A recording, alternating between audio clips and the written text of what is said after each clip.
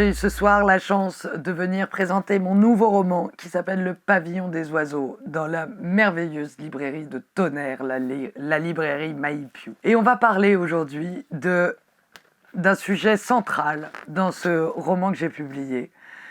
Ça se passe autour d'une toile, d'un certain Tsuki, un peintre maniériste italien qu'on ne connaît plus aujourd'hui, mais qui avait son petit talent, qui était le peintre de la famille Médicis à Rome, le peintre de la famille Farnèse à Rome toujours, donc on est à la fin du XVIe siècle.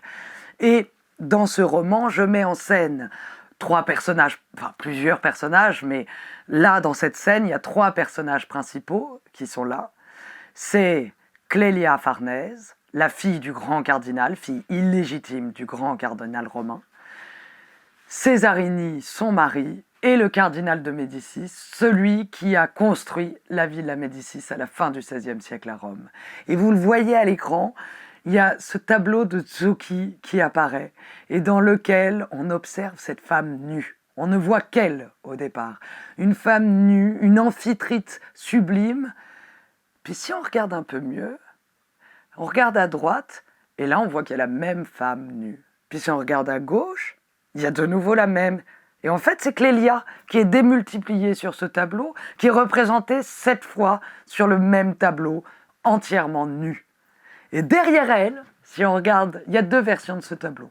Si on regarde plus précisément, dans la première version, il y a un homme noir, magnifique, qui est dans les coquillages, juste derrière Clélia. Très bien, version exotique, première version.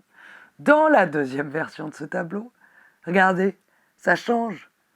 Il y a un petit homme un peu frêle, avec les cheveux un peu roux, une petite moustache, mais c'est le cardinal de Médicis.